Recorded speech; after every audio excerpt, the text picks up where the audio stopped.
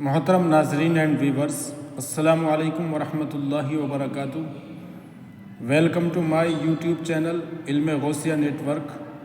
امید ہے آپ سبھی حضرات خیریت سے ہوں گے۔ آج ہم نماز کے ایک بہترین پہلو پر بات کریں گے۔ وہ پہلو ہے نماز کے شرائط۔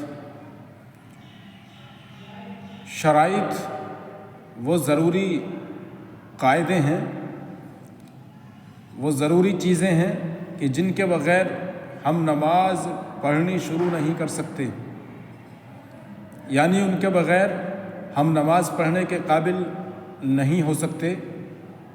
وہ شرائط 6 ہیں۔ نمبر 1، طہارت۔ ان شرائطوں میں جو پہلا نمبر پر آتا ہے وہ ہے طہارت۔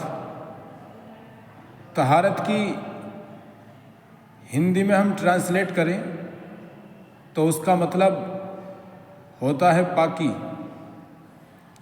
طہارت کا مطلب ہے پاکی حاصل کرنا، یعنی ہمارا جسم بھی پاک ہونا چاہیے اور ہم جو کپڑے پہنے ہیں وہ بھی پاک ہونے چاہیے۔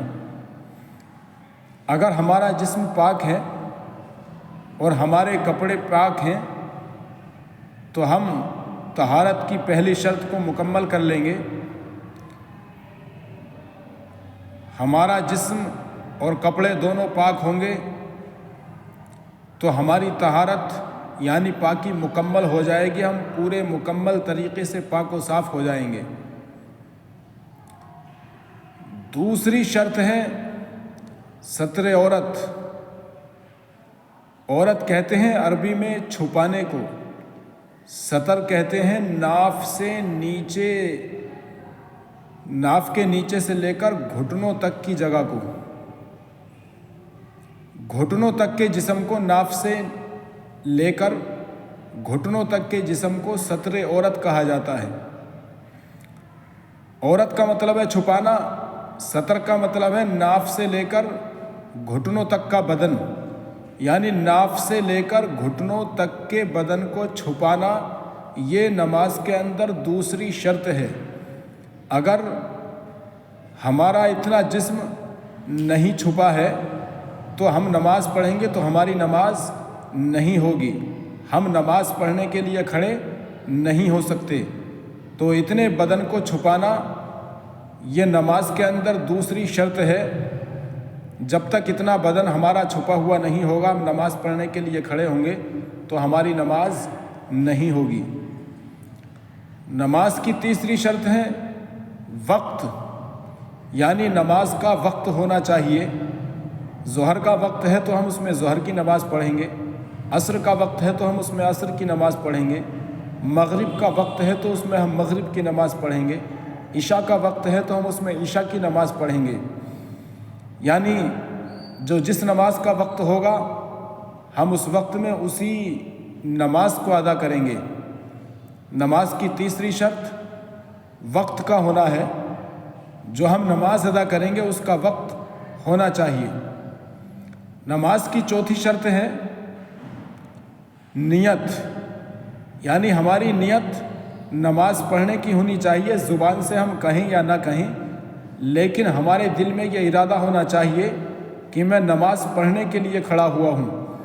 اگر آپ کی نیت کچھ اور ہے اور آپ نماز پڑھنے کے لیے کھڑے ہو گئے تو آپ کی نماز نہیں ہوگی، آپ کی نماز شروع ہی نہیں ہوگی۔ نماز کے اندر 5ویں شرط ہے استقبال قبلہ۔ استقبال قبلہ کا مطلب ہے کعبے کی طرف ہمارا منہ ہونا چاہیے، کسی اور سمت میں ہمارا منہ نہیں ہونا چاہیے۔ جس طرف کعبہ ہے کعبے کی طرف کو رخ کر کے کھڑے ہو کر ہم نماز پڑھیں گے تو انشاءاللہ ہماری نماز ہوگی۔ آپ نے کعبے کی طرف رخ نہیں کیا، کعبے کی طرف پیٹ کر کے دوسری طرف رخ کر کے نماز پڑھ لی تو آپ کی نماز نہیں ہوگی، کیونکہ کعبے کی طرف رخ کرنا یہ نماز کے اندر 5ویں شرط ہے۔ نماز کے اندر 6ٹھی شرط تکبیر تحریمہ ہے۔ تکبیر تحریمہ اس تکبیر کو کہتے ہیں کہ جسے کہنے کے بعد ہم اپنے ہاتھوں کو کانوں تک اٹھا کر نیت باندھتے ہیں، یعنی ہم اللہ اکبر کہتے ہوئے اپنے دونوں ہاتھوں کو کانوں کی لو تک اٹھائیں گے اور نیت باندھ لیں گے ناف کے نیچے۔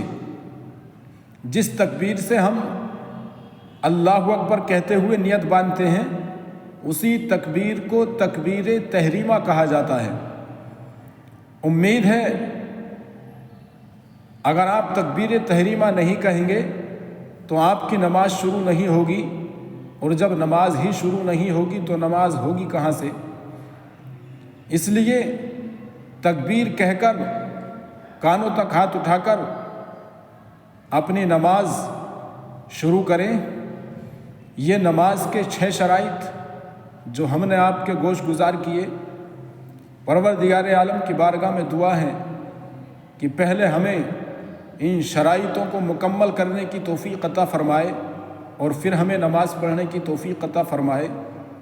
امید ہے کہ یہ 6 شرائط آپ کی سمجھ میں آ گئے ہوں گے، آپ انہیں جان گئے ہوں گے۔